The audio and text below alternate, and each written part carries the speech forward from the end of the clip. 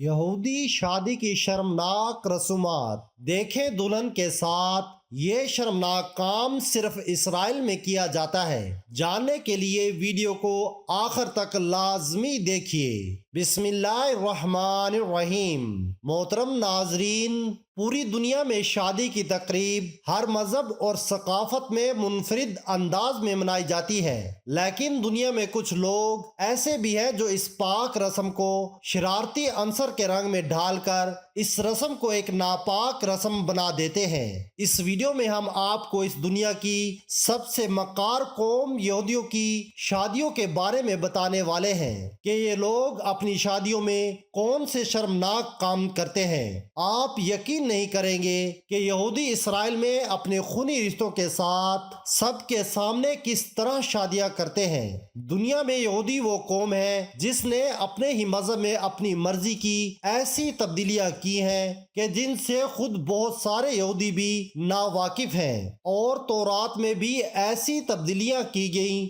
जिसका मकसद यहूदियों को मुकद्दस सरजमीन यानी फलस्तीन में आबाद करना था। यहूदी शायद वो वाहिद कौम है जो अपनी कौम के बासियों के अलावा किसी और कौम या मजहब में शादियां नहीं करते, और ये इसलिए ताकि उनकी नस्ल बढ़ सके और ये अपने खुद को बनाए मजहब को और वसी कर सकें। लेकिन उनकी शादियां इस मजहब के बिल्कुल बरअक्स होती हैं, जिनके बारे में तौरात में अहकाम इलाही मौजूद हैं। इनके खुद के बनाए मजहब में एक यहूदी आदमी अपने भतीजी या भतीजे से शादी कर सकता है, लेकिन इनके मजहब में ये बात बिल्कुल मना है कि एक यहूदी औरत अपने भाई के बेटे या अपनी बहन के बेटे से शादी करे। इनकी शादी की तकरीब में दुल्हन अपने पूरे जिस्म को छुपाती है, यहाँ तक के अपने चेहरे को भी, ताकि तकरीब में मौजूद मेहमान उनके दुल्हनों को ना देख सकें और ना जान सकें ये कौन है। इनका रबी उनको दुआएं देता है, और ये सब यहूदियों को इन खानदानों में ज्यादा है जो अपने मजहब की तालीमात पर सख्ती से अमल करते हैं। यहूदियों का मानना है कि एक 13 साल लड़का और एक 13 साल लड़की भी शादी कर सकते हैं, लेकिन आज के दौर में इस मामले में चंद तरामीम की गई हैं, और अब इनका मानना है कि 12 साल का लड़का और 12 साल की लड़की भी शादी कर सकते हैं। इनका सबसे शर्मनाक अकीदा ये है कि एक मर्द दूसरे मर्द से और एक औरत दूसरी औरत से शादी कर सकते हैं, जैसे हम जिन्स परस्तों की शादी कहा जाता है, और इसी अकीदे को आज ये लोग दुनिया के कोने कोने में फैला रहे हैं। लेकिन इनमें ऐसे भी यहूदी हैं जो इन हम जिन्स परस्त शादियों के खिलाफ हैं और उन्हें अपने मजहब के खिलाफ बात समझते हैं। ज्यादातर यहूदी दूसरे मज़ाहिब के लोगों में शादी करने के खिलाफ हैं, और इनका एक और अजीबो गरीब अकीदा जो इन यहूदियों ने खुद अपने आप पर मुसल्लत किया है, वो ऐसी औरत के बारे में है जिसका शोहर मर चुका हो लेकिन इनकी कोई औलाद नहीं हो, तो तब इनके मुताबिक इस औरत की शादी रजामंदी से या जबरदस्ती इस फौत शुदा शोहर के भाई से कराई जाती है, जबकि किसी और यहूदी को इस बेवा के साथ शादी की इजाजत नहीं होती, और अगर इस शादी से इनकी औलाद होती है तो तब उनकी औलाद को फौत शुदा शख्स की वल्दियत दी जाती है, ना कि इसके मौजूदा शौहर की। कदीम तौरात में खूनी रिश्तों में शादी की मुखालफत की गई है, लेकिन इस मौजूदा यहूदी मजहब में इस बात की भी इजाजत है कि कोई अपने खूनी रिश्तों जैसे अपनी माँ, अपनी बेटी या अपनी बहन, यहाँ तक के अपनी दादी या अपनी नानी से भी शादी कर सकता है। इसी तरह एक औरत को ये भी इजाजत है कि वो अपने बाप, अपने भाई, अपने दादा या अपने चचा के साथ शादी कर सकती है। यहूदियों में ये रवायत भी है कि एक लड़की जो कुंवारी हो तो उसकी शादी हमेशा बुध के दिन ही की जाती है, جو ان کی روایت کے مطابق ایسا کرنے سے اس لڑکی پر خدا کی رحمتیں برستی ہیں۔ ایک اور عجیب و غریب رسم جو یہودیوں میں پائی جاتی ہے وہ یہ کہ اکثر یہودی اپنی شادی کے دن روزہ رکھتے ہیں، کیونکہ یہ اس دن کو اپنے مبارک دنوں کی طرح ہی مانتے ہیں، اور ان کا یہ روزہ صبح سویرے سے شروع ہو کر شادی کی تقریب کے اختتام تک ہوتا ہے، جس کے بعد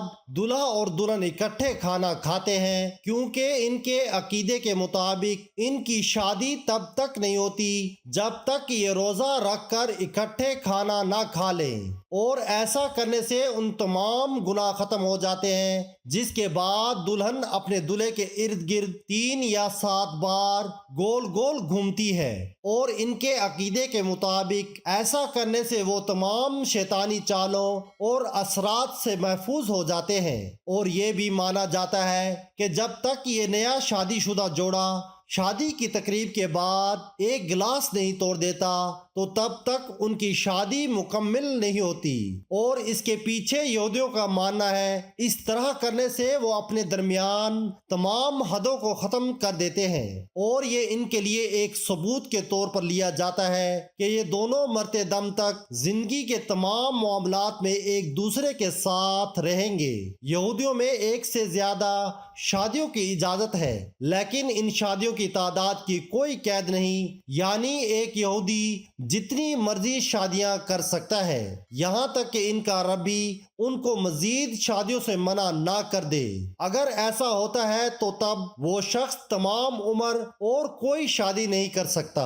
یہودیوں میں طلاق کا بھی ایک دلچسپ عمل ہوتا ہے، اور وہ یہ کہ اگر کوئی شخص اپنی بیوی کو طلاق دینا چاہتا ہے تو وہ بغیر کسی وجہ کے اپنی بیوی کو طلاق دے سکتا ہے، اور طلاق کی صورت میں وہ اپنی بیوی کو اسی وقت اپنے گھر سے نکال دیتا ہے۔ کوئی اسے یہ نہیں پوچھ سکتا کہ اس نے اپنی بیوی کو طلاق کیوں دی۔ طلاق کے بعد یہ لوگ اونٹ، خنزیر اور خرگوش کا گوشت نہیں کھا سکتے، یہاں تک کہ یہ لوگ خود کو کسی بھی قسم کی مچھلی کھانے سے بھی روک لیتے ہیں۔ ان کے لیے صرف وہی خوراک حلال ہوتی ہے جسے چھیلا گیا ہو، اور ہر بڑے سٹور میں لیبل لگا کر ایسی اشیاء کو رکھا جاتا ہے تاکہ جو طلاق یافتہ افراد ہوتے ہیں وہی ان چیزوں کو خرید سکیں۔ یہودی اپنے مذہب کے سوا کسی دوسرے مذہب کے شخص کے ساتھ کھانا کھانے کو بھی برا سمجھتے ہیں۔ یہودی اپنی عبادت کرنے سے پہلے صرف اپنے ہاتھوں کو دھوتے ہیں اور پھر ایک بڑی چادر اپنے کندھوں پر اوڑھ لیتے ہیں، اور یہ خیال رکھا جاتا ہے کہ اس چادر کو اس سے پہلے کسی عورت نے نہ پہنا ہو، ورنہ تو وہ چادر کوئی بھی یہودی عبادت کے لیے استعمال نہیں کرتا، اور ایک یہودی اس خاص چادر کو صرف اپنی عبادت کے دوران ہی پہن سکتا ہے، یہاں تک کہ جب وہ مر جاتا ہے تو اسے اسی چادر میں لپیٹ کر دفنایا جاتا ہے۔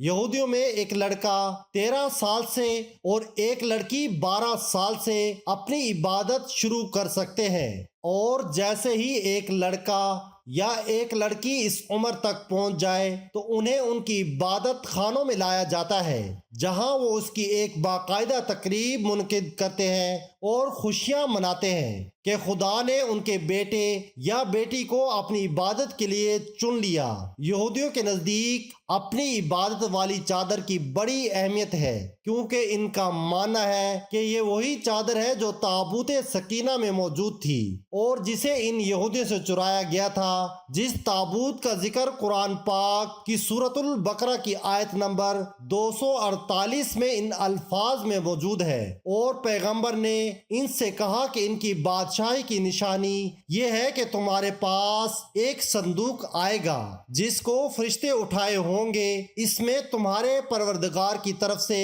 تسلی بخشنے والی چیزیں ہوں گی، اور کچھ اور چیزیں بھی ہوں گی جو موسیٰ اور ہارون چھوڑ گئے تھے۔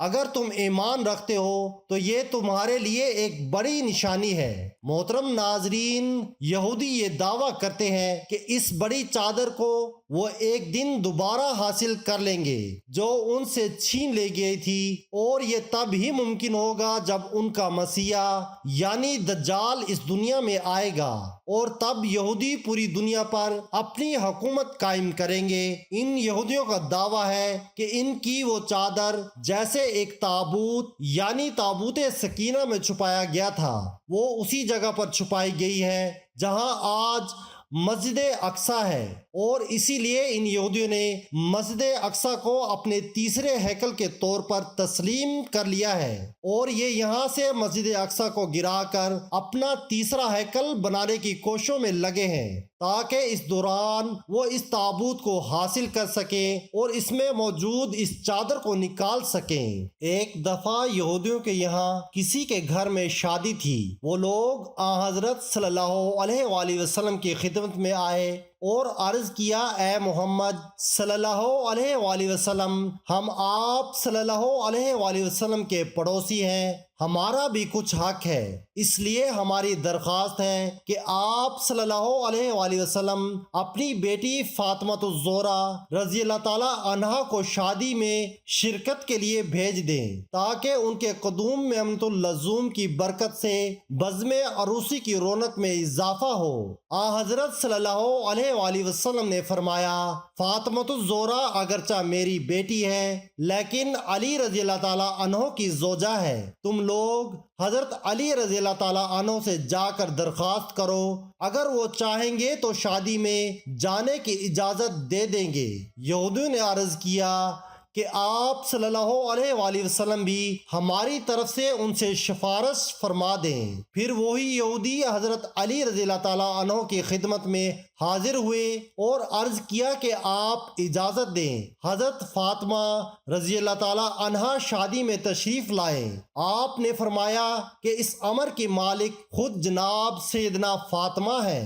اس کے بعد یہودی نے جس کے گھر شادی تھی جناب سیدنا فاطمہ رضی اللہ تعالیٰ عنہا کے دروازے پر آواز دی، اے بنت رسول صلی اللہ علیہ وآلہ وسلم، میری لڑکی کی شادی ہے، اگر آپ تشریف لے چلے تو میری عزت بڑھ جائے گی۔ حضرت فاطمہ رضی اللہ تعالی عنہا نے فرمایا کہ جناب امیر المومنین سے اجازت لے لو تو چلوں۔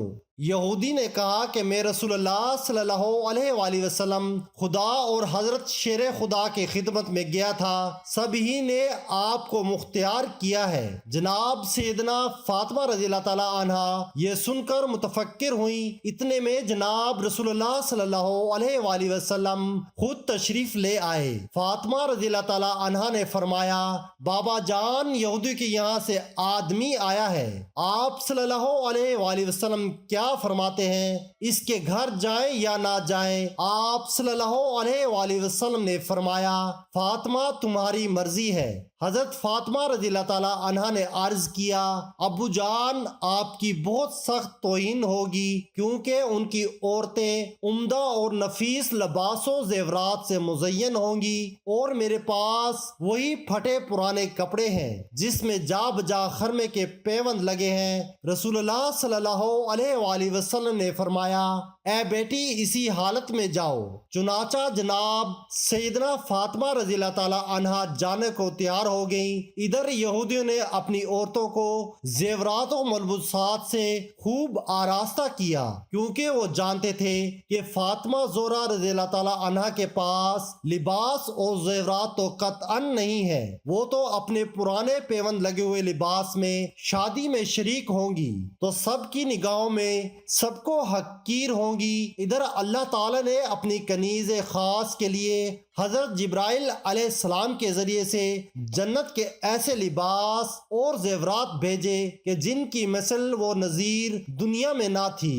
حضرت فاطمہ رضی اللہ تعالی عنہا کا زیورات و خلت سے آراستہ کیا اور اپنا جلوس لے کر حضرت فاطمہ کو روانہ کیا۔ کچھ حوریں دائیں اور بائیں، کچھ پیچھے اور کچھ آگے روانہ ہوئیں۔ اس شان سے جناب سیدنا فاطمہ رضی اللہ تعالی عنہا کی سواری یہودی کے مکان پر پہنچی۔ جو ہی حضرت فاطمہ رضی اللہ تعالی عنہا یہودی کے مکان پر پہنچی، تمام مکان آپ رضی اللہ تعالی عنہا کے نور سے روشن ہو گیا اور ایسی خوشبو پھیلی کہ دور دور تک محسوس ہونے لگی۔ یہ تجمل و وقار دے کر تمام یہودی عورتیں بے ہوش خاموش ہو گئیں۔ تھوڑی دیر کے بعد سب کو ہوش آیا مگر دلہن کو ہوش نہ آیا۔ لاکھ تدبیریں کی مگر سب بے سود ثابت ہوئی۔ دیکھا گیا تو معلوم ہوا کہ روح قفس انصری سے پرواز کر چکی ہے۔ آنن فانن شادی کا مکان ماتم کدا بن گیا۔ حضرت سیدنا فاطمہ رضی اللہ تعالی عنہا کو یہ دیکھ کر بہت تشویش ہوئی اور فرمایا کہ اطمینان رکھیں، ابھی ہوش آ جائے گا۔ اس کے بعد حضرت فاطمہ رضی اللہ تعالی عنہا نے 2 رکعات نماز پڑھ کر دعا کے لیے ہاتھ بلند کیے اور کہا کہ میرے اللہ، میں بنت رسول صلی اللہ علیہ وآلہ وسلم ہوں۔